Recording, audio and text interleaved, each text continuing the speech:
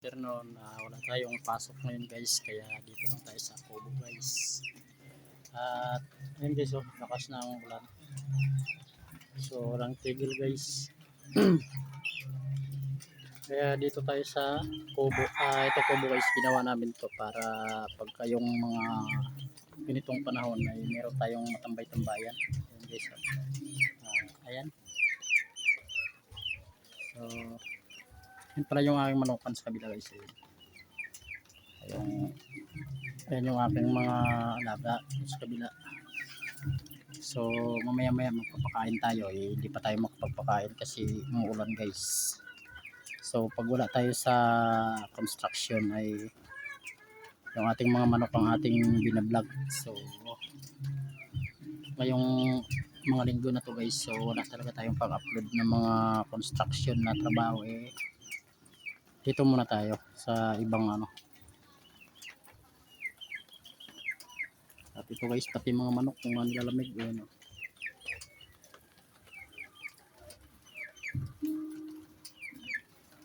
So bisitahin nga natin sila guys, kung kamustahin natin yung ating mga alagang manok, kung anong kanilang Tara, pupuntahan natin guys. Dito tayo mauna.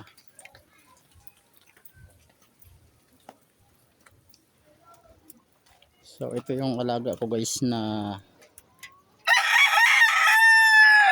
ito guys. Ayan. Ito yung ating alaga na tumigas yung pakpak niya guys. So ayan guys, naman.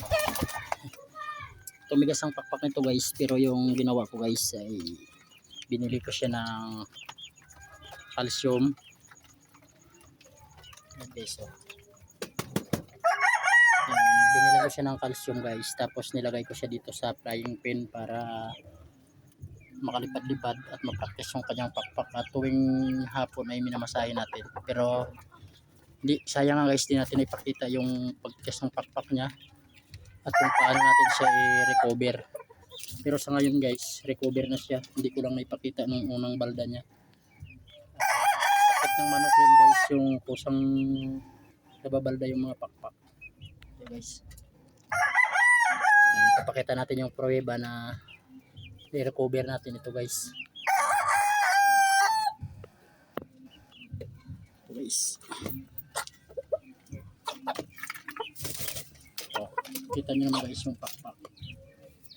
Malakas ang pakpak nito guys. So i-cover na to guys.